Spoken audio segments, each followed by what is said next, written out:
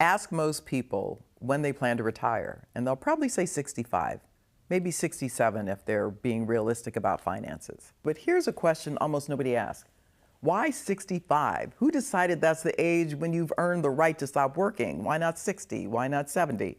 Right now, 65 is so deeply embedded in our thinking about work and life that it feels like a natural law. Companies structure their pension plans around it. Social Security was built around it. We plan our entire financial lives assuming that we will work somewhere around the age and then stop. Hi, I'm Jenny Clark, a conscious leadership expert who spent 2 decades in executive recruiting and talent management, having worked with giants like Google and Spencer Stuart. I discovered that the secret to transformative leadership lies in the 5 dimensions of conscious leadership. And I'm here to help you unlock your full potential. Join me on this channel as we embark on an honest and vulnerable journey together to become the kind of leader that genuinely inspires transformation in your organization. I have a few ways you can get involved in this conscious community. First, I've created a free career map to help you uncover your next career move. Second, I've created exclusive content for you with a community of like-minded leaders. And lastly, I send out a free newsletter every other week. To learn more, check out the description of this video. Here's what's going to surprise you. 65 isn't based on any scientific understanding of human aging or capability. It's not when people naturally become unable to work. It's not even when most people want to stop working. The number 65 was chosen by a German chancellor in 1889 as the eligibility age for the world's first government pension system. And here's the kicker. When he chose it, the average life expectancy was around 45 years old. He picked a number that most workers would never reach. Think about that. We're organizing our entire lives around a retirement age that was specifically chosen because most people were expected to die before they could collect. And we've just kept using it, even though everything about work, health, and longevity has completely changed. Let's go back to 1889, to Imperial Germany under Chancellor Otto von Bismarck. Germany was rapidly industrializing, and with that came growing labor unrest. Workers were organizing, socialist movements were gaining strength, and the Bismarck faced a serious political problem. Bismarck wasn't a progressive reformer, he was a conservative trying to prevent revolution. His solution? Give workers just enough to take the wind out of the socialist movement's sails. So he created the world's first government-run pension system, the Old Age and Disability Insurance Program. But Bismarck had a problem. How do you promise pensions without bankrupting the government? His solution was brilliant in its cynicism. Set the eligibility age at 70, well above the life expectancy for most workers. You could promise workers security in their old age while knowing that most would never live long enough to collect. The program launched in 1889, and that age 70 requirement, and it worked exactly as intended. Very few workers actually collected benefits. By 1916, Germany lowered the retirement age to 65, not out of generosity, but because even at age 70, the program was politically useful and economically manageable. The number 65 then spread across the industrialized world, not because of any research or reasoning, but because Germany had done it first and it seemed to work. Now, let's jump to America in the 1930s. The Great Depression had devastated the economy, and elderly Americans were among the hardest hit. Many had lost their savings in bank failures. Adult children couldn't support their aging parents because they couldn't find work themselves. There was a real crisis of elderly poverty. From what I'm hearing, we're starting to face that now.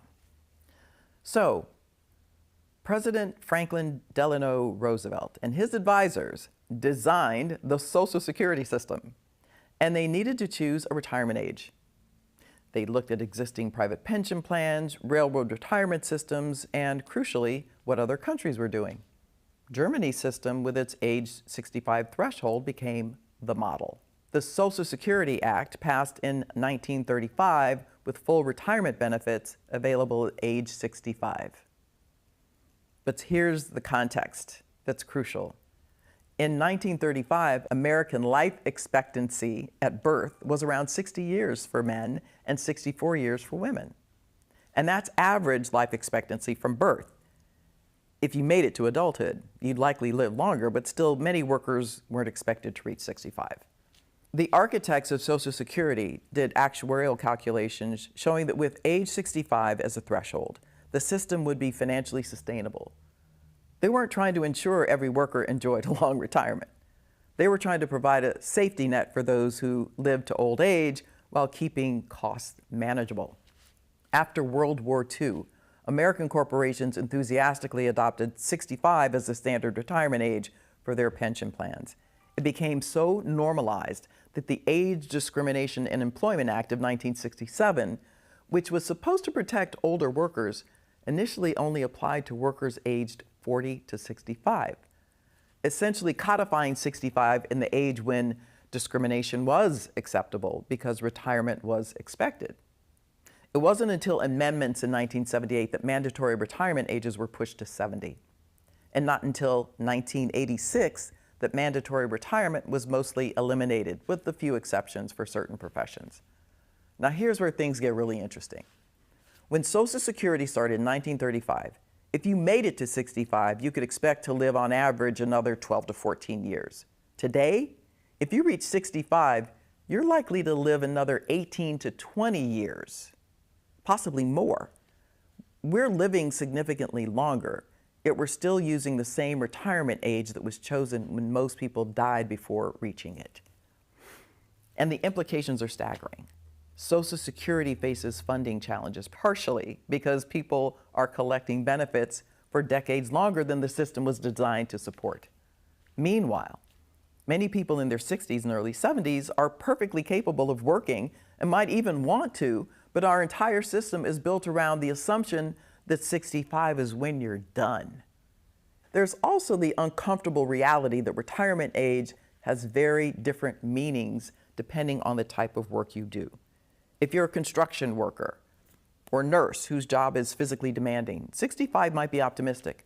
But if you're a knowledge worker in an office, 65 might be when you're at peak wisdom and capability. Yet we've created this one-size-fits-all system based on a number that was essentially arbitrary to begin with. I asked AI systems to reimagine retirement if we were designing the concept from scratch today, knowing everything we know about aging, health, work, capacity, and financial security. What would it look like? The responses were fascinating, honestly pretty revolutionary compared to our current system. First, AI pointed out that the concept of a fixed retirement age doesn't make biological or practical sense anymore. People age at different rates, work in jobs with vastly different physical demands, and have highly different financial needs and circumstances. Why should a construction worker and a consultant retire at the same age?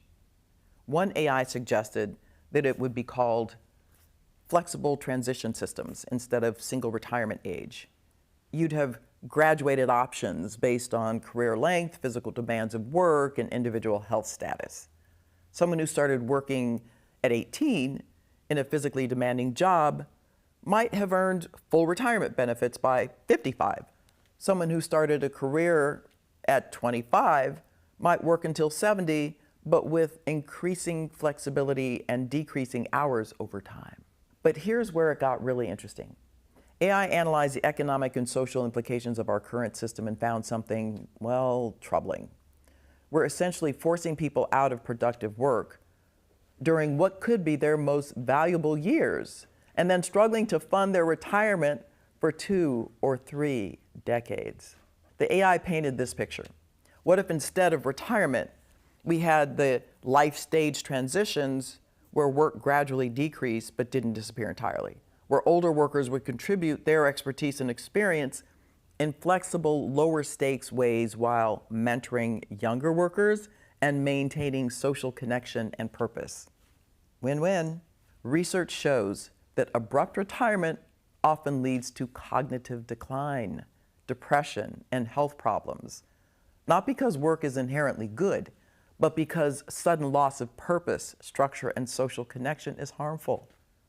What if we design transitions that maintain those benefits while reducing the stress and physical demands? What strikes me about AI's analysis is how it exposes the absurdity of organizing our entire lives around a number that was chosen 135 years ago for completely different circumstances. We're living 30 plus years longer than people did in Bismarck's Germany, working in completely different types of jobs with entirely different health policies and profiles and capabilities. And yet, we're still treating 65 as some magical threshold that when you suddenly become old and you stop contributing to society. It's not based on capability, it's based on desire. It's not even based on what's best for individuals or society, it's based on what was politically and economically convenient in 1889. So here's where we are, planning our lives around a retirement age that was specifically chosen because most people weren't expected to reach it. And we're doing this in a world where people routinely live healthy, capable lives well into their 70s and beyond. I want to hear from you and get your perspective on this. Are you working toward retirement at 65 because you generally want to stop working then? Or because that's when you were told you're supposed to? Have you seen older workers forced out who still had tremendous value to contribute? Or maybe you've known people whose health or job demands meant they needed to stop working long before 65, but couldn't afford to. Here's what I'm really curious about. If we were designing the system from scratch today, what would you want it to be? Would you prefer flexible options based on career length and job type? Would you want gradually reduced hours rather than abruptly stopping? What would make sense for your particular situation and goals? And for those of you already retired or approaching retirement, how do you feel about the standard retirement age? Does it match your actual capacity and desires, or are you conforming to a particularly arbitrary timeline? Look, I'm not suggesting that we all need to work until we drop. The idea that people shouldn't have to work until they physically can't anymore, that's a good thing, a sign of civilized society. But maybe it's time we question whether a one-size-fits-all retirement age chosen in 1889 still even makes sense in 2025. Maybe some people, I don't know, should be able to retire earlier. Maybe others should be encouraged to keep contributing in flexible ways. Maybe we need a system that recognizes that not all careers and not all people age the same way. Drop a comment and tell me, when do you want to retire?